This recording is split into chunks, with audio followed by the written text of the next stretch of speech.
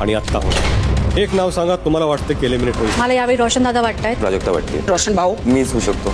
आज तुमच्यापैकी एकासाठी मित्रांनो, बिग बॉसचा एक प्रोमो आलाय, कारण की ते नवीन प्रोमो आलाय. त्यामध्ये पूर्ण नॉमिनेट सदस्यांची डायरेक्ट त्यांना थांबवलंय. ज्याच्यावरती स्पॉटलाईट थांबेल तो सेफ राहील आणि ज्याच्यावरती लाल स्पॉटलाईट थांबेल तो डेंजर झोन मध्ये असेल.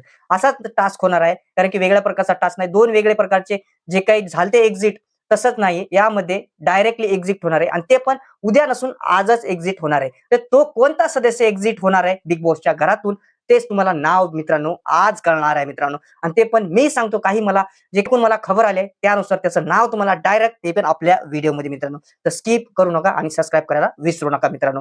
तर त्याचं नाव तुम्हाला सांगतो. 4 सदस्य नॉमिनेट आहेत: राकेश बापट, प्राजक्ता आणि राखी सावंत आणि लास्टचा आहे रोशन भजनकर. आपण बघतोय की बाहेरचा ट्रेंड काय चालतोय, त्यानुसार रोशन भजनकर ट्रेंडिंग वरती आहेत वोटिंग मध्ये. पण जे काय बिग बॉसचा गेम आपल्याला दिसतोय त्यानुसार रोशन भजनकर आपल्याला थोडेफार कुठेतरी गेम खेळताना थंड दिसत आहेत. जास्त मुद्दे मांडत नसतात मित्रांनो. पुढे आउटपुटला येऊन गेम खेळताना दिसत नाहीत.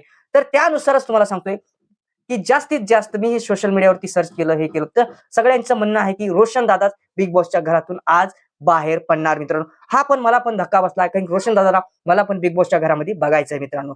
पण खरंच हे गेम कुठेतरी कडक माणसाचा, चांगल्या आणि सरळ माणसाचा गेम नाहीये, हे आपल्याला डायरेक्टली दिसून येते. मागच्याच आठवड्यात आपण बघितलं की सचिन कुमावत बाहेर आलेले आणि यावेळेस पण चांगलाच माणूस म्हणलं तर रोशन भजनकर बिग बॉसच्या घरातून एक्झिट होणार आहे मित्रांनो.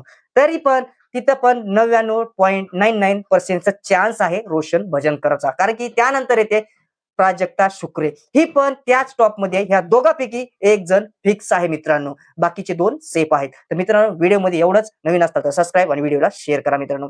धन्यवाद.